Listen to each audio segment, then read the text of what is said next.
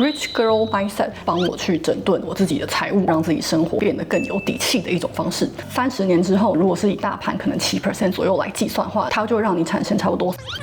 美金的总额，那其中的那就是复利，就是去帮你打工产生的这个额外的收入，成为大人的必经之路。就是你在追寻这个意义的路上，让我自己去学着如何培养对于金钱的更全面的认知，还有就是对自己培养责任感的一个很重要的方式。Hello， 大家好，我是 Alex， 欢迎来到我的频道。在矽谷工作生活了几年之后呢，我觉得这几年越来越有感的就是，矽谷的物价真的是越来越高。从一开始刚工作的时候，会觉得说，哇，每个月好像都有薪水进来，但是时间一久就发现，如果没有好好的去规划自己赚到的这些钱，其实很容易的在每个月月底看到信用卡账单呢，可能就会吓一大跳之类的。所以呢，我今天就想要来跟大家分享我已经实践了好一阵子的 Rich Girl Mindset。那这什么意思呢？我觉得这个是一个心态的调整跟一个生活习惯的改变，虽然都是一些小小的改变而已，但是我觉得在长时间跟多个习惯累积下来，我觉得你一定会感受到这其中带来的效益。尤其是我觉得这个是对我自己来说能够很好的帮我去整顿我自己的财务，让自己生活变得更有底气的一种方式。那第一个就是我每个月一定会帮自己安排一天 monthly money date， 这个时间我会来做的就是会去盘点所有的支出，还有我的收入。因为呢，我其实有很多不同的信用卡啊，还有很多不同的银行账户，平常虽然是没有在记账，这个是我觉得我应该要去培养的习惯。所以我一个月算是记账一次，然后看一下说，我这个月的所有的收入跟我所有的支出，然后呢会把它做在一个 Excel 表里面，然后去 track。那我觉得这样对我来说的好处算是说，可能会发现如果这个月的支出比较多，我可能会去看一下说到底是花在哪边，那这些地方是不是这件事真的是必要的，或者是如果真的是有太大的支出，像是我最近在 review 今年1月的支出，就发现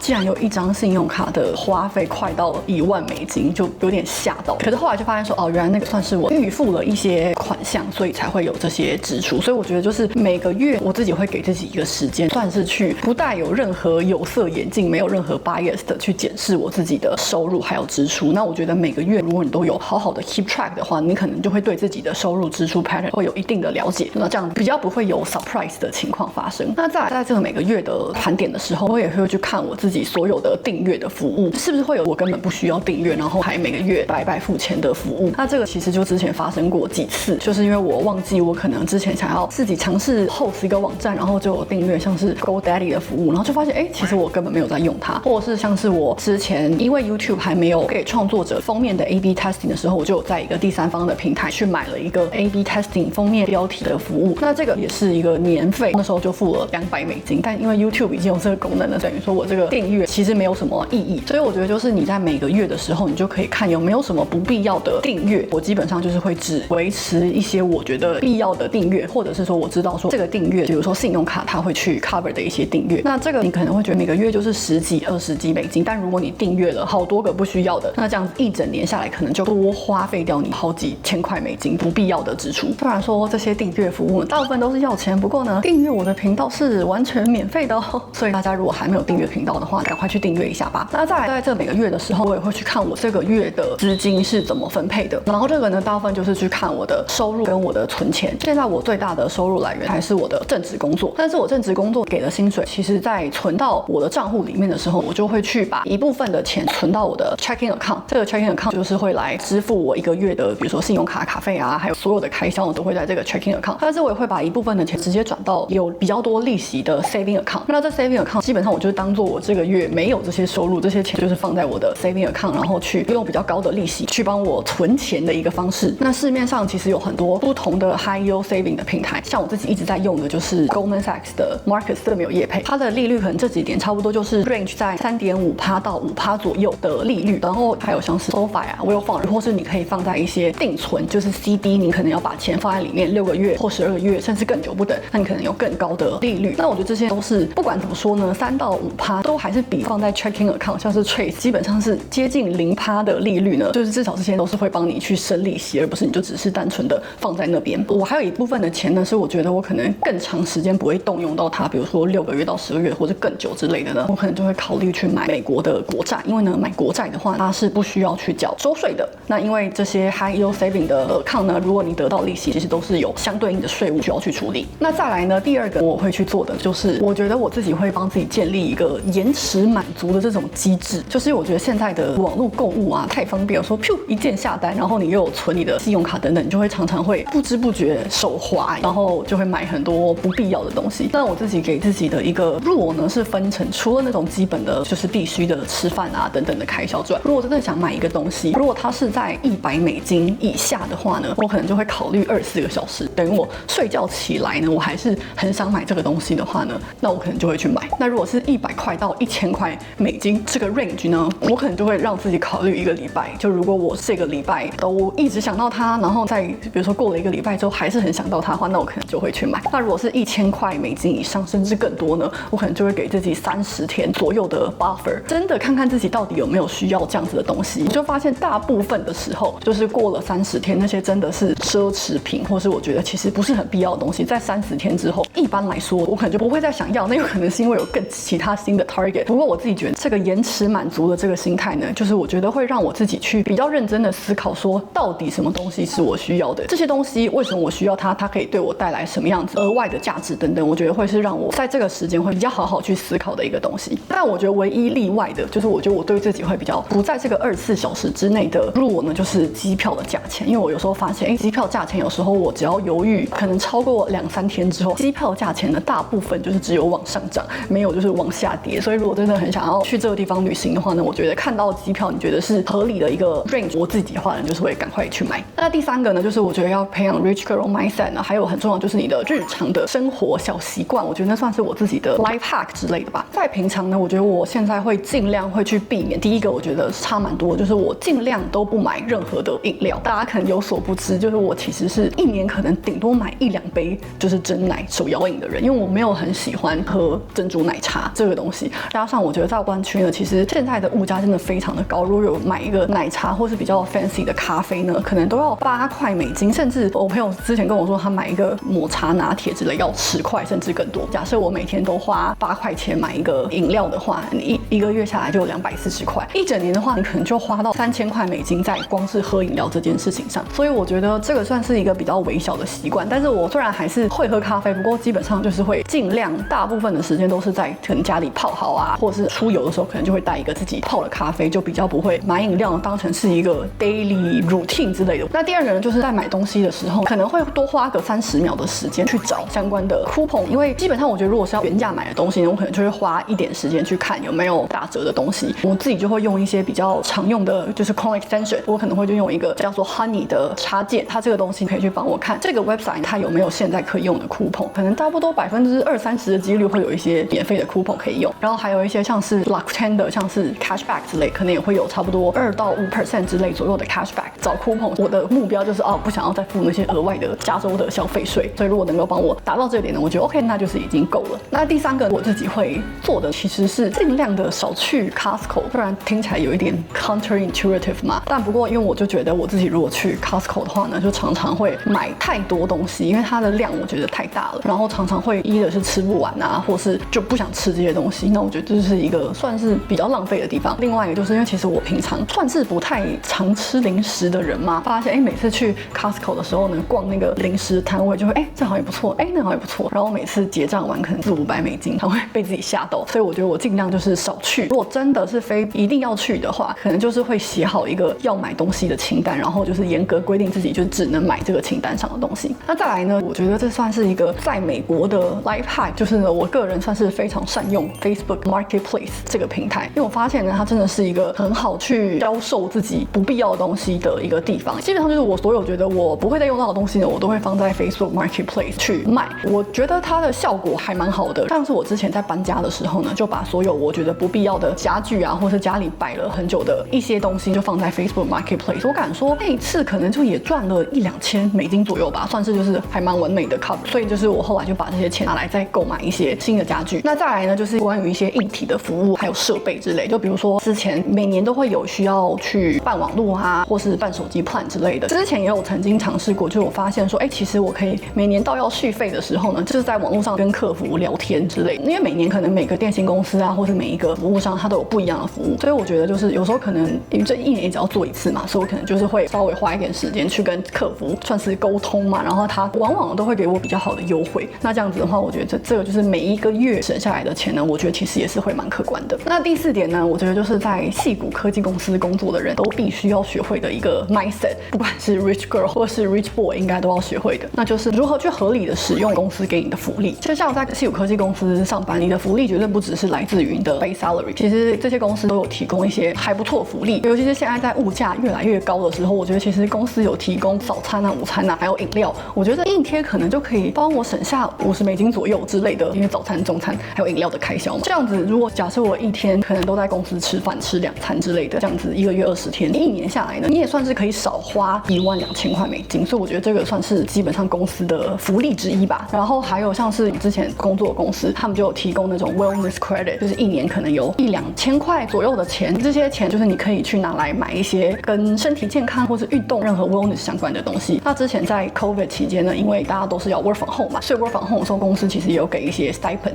就你可以去买一些办公室常用的设备，这个肯定也是几百块到$1-2千不等的钱。接下来就是跟交通方面啊，如果你是比如开电车的话，有的公司呢，我知道它会提供免费或是比较便宜的 charging 的费用，或者是搭那种大众交通运输工具，公司大部分的都会去帮你 cover。再接下来就是跟女性相关的一些福利，矽谷科技大公司其实都有补助一些育儿、怀孕、冻卵啊等等相关的福利，这些零零总总加起来，我觉得其实就真的算是省下这些花费的地方。所以我强烈建议大家呢，就在入职新公司的时候，或是在面试的阶段，就可以去问 HR， 然后去了解一下说，到底有哪些东西是我可以合理来运用的。那接下来第5个点就是前面讲的那些东西，我觉得大部分都比较像是节流，就是守财的部分。我觉得就是如果你真的要进入所谓 rich girl era 的话，最重要的就是要学会投资理财，因为投资理财跟开源呢，其实是你财富能够瞬间放大的最好的方式。那投资我们可以先从公司的给你的投资来说起，就是在美国工作，公司会给你很多不同的算是投资的 option， 就比如说 401k 的养老金制度啊，因为公司大部分呢可能都有提供 match， 那这些钱就是你放了多少钱进去这个投资账户，公司就会 match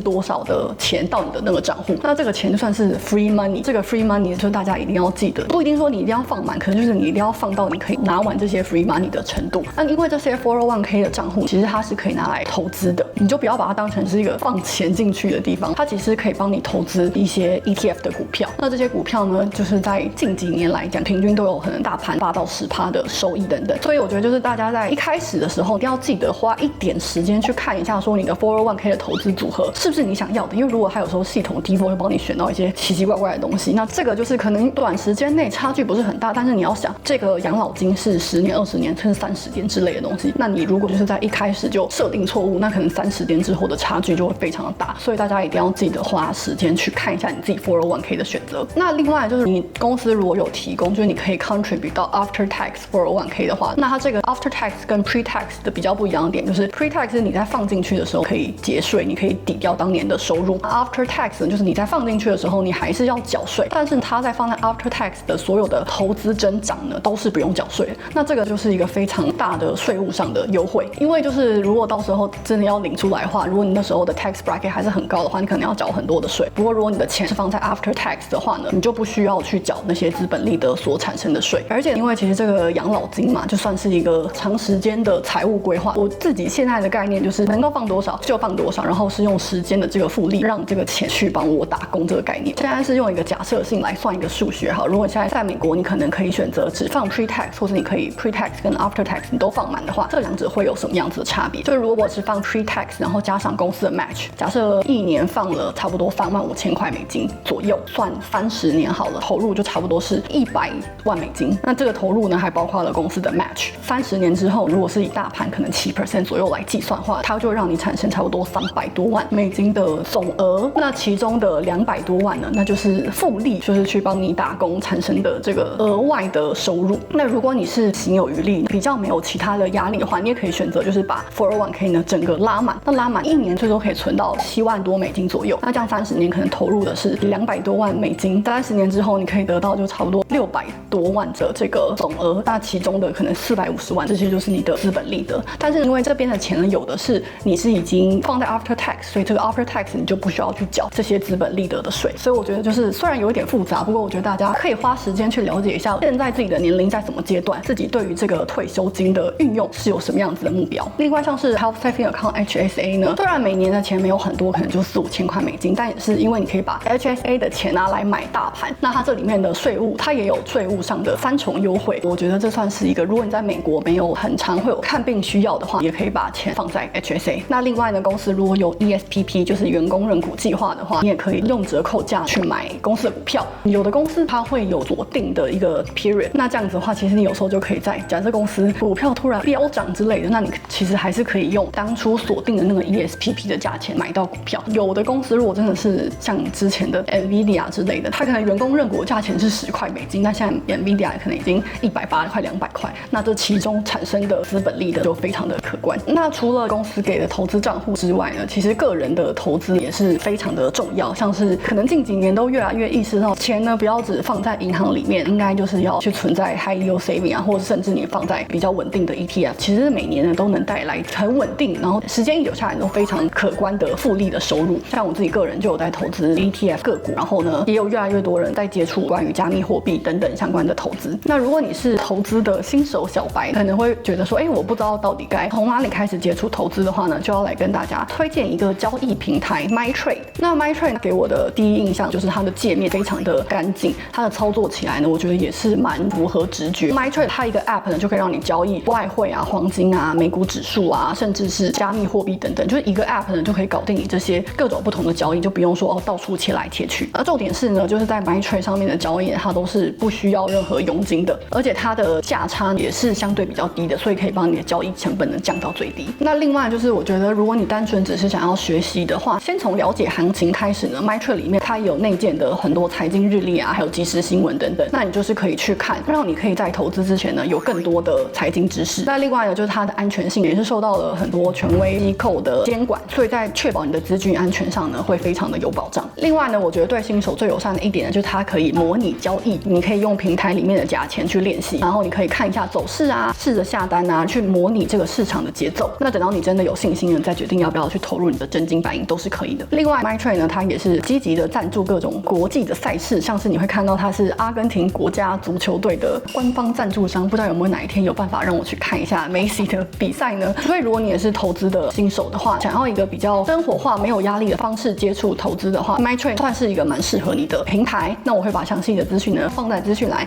有兴趣的观众呢都可以去参考哦。那第6点呢，我会常常用的一个不能说是省钱方式吧，我觉得算是提升生活品质，但是不会花到太多钱的方式，就是去使用各种不同的信用卡，学习到很多利用信用卡点数让这个旅行 upgrade 的很好的方法。个人觉得旅游对我来说是一个很大的调剂身心的方式，我觉得去到不一样的地方还是会给你很多不一样的想法。然后另外一个点就是，我觉得我还蛮珍惜旅游的时间，因为可以和家人好好的相处，你可以带他们去一些更好的地方，然后有更多不一样的体验。我觉得这是一个用钱都买不到的珍贵的时刻。但是这些旅游呢，我现在也会去使用美国信用卡的各个不同福利，像是我这几年出游，只要是那种长线的机票啊，基本上都是用信用卡的点数。像是住宿的话，也是基本上都是各大饭店不同的点数等等的。那我觉得用点数的好处，就除了不用花自己的钱之外，其实用点数它的弹性真的比较高，就是它随时你要取消修改都比我用真钱去买的票价来的划算很多。另外就是当然这些点数呢，可以用相对较低的点数价值换到比较超值的选项。像是我近几年在出游的时候，就常常使用 Hilton 的 Free Night， 在去年的时候就把它花在意大利旅游的时候，就在 Positano Amalfi Coast 住到了一个我觉得很不错，算是人生饭店之一的饭店。它那个就是在悬崖上的饭店，然后如果你真的是用自己的钱去买的话，可能要1500到2000美金，但是我那时候就是免费的住到了，所以我就觉得还蛮划算的。这些钱如果都是你一定要付出的话，就可以花一点时间去找如何让这些花出去的钱产生额外价值的方法。那我觉得研究信用卡点数就算是一个还不错的方式，因为我觉得能够有更不错的旅游的品质，或是甚至我可以更长的回台湾等等，我觉得对我来说呢都是一个很不错的回报。那最后一点点，我觉得说了这么多投资的方法，还有一些开源节流的形态等等，最重要的我觉得还是要去投资自己，因为我觉得投资自己才是真的一切的基础。不管我是要去额外的上课，或是考证照，因为这些东西我觉得都是可以真正跟着你一辈子的东西。那另外，我觉得我在这个投资自己的地方呢，我觉得我自己有一个心态是我实践了一阵子。我觉得我个人是一个非常喜欢学习的人。那每次学习到各种不管是投资啊、理财，或是任何生活上的各个概念的时候呢，我一定会尽量在当天执行这个东西，或是 at least get it started。就是我觉得这个是对我来说一个很重要的心态。现在的资讯这么多，你可能听了来自四面八方各个不同的资讯，但你都没有真的花一个时间去好好的整理，去好好的把它运用在自己的生活上面。我觉得就是很容易就迷失了，或是很容易就不知道去了哪里。所以我觉得这个就是当天就要搞懂，或是当天就要开始的心态呢，你可以利用这个甩掉自己的那个拖延症，然后提高自己执行力很好的方式。那投资自己呢，其实我自己也是很喜欢去学习各个不同的新知识。这些东西对我来讲，其实也不会因为说哦谁谁谁推荐了什么股票之类就一窝蜂的去买。但我觉得对我来讲，就是某个人在那方面我觉得是权威的人，他推荐了一些不同的想法、不同的产业、不同的领域，我觉得这些东西给我一个很好的刺激。因为这些人他有了这些 insight， 他可能会分享。那我觉得身为这个知识的接收者，我有这个责任去内化吸收，还有去查证这个知识，我觉得是很重要的。另外，我觉得就是现在的社会变化真的每天都太多了，所以算是你要去学习如何跟这个世界脉动共处，才会在你自己的投资啊、理财啊，或者是人生的各个目标上做出相对应的改变。那在接下来呢，就是投资自己很重要的一部分，其实也是当你的能力还有执行力都提升的话，我觉得只要你自己的能力提升到一定的程度之后，你就可以去追求更好的工作机会，或是更好的环境等等。这种时候，我觉得就是你可以去尽量的对自己有信心，然后可以在自己未来的职涯啊，也能够争取到更好的薪水。这样子的话，你就可以达到更多的本金收入，达到更多的话，你绝对是能够提升财富的最好的方式。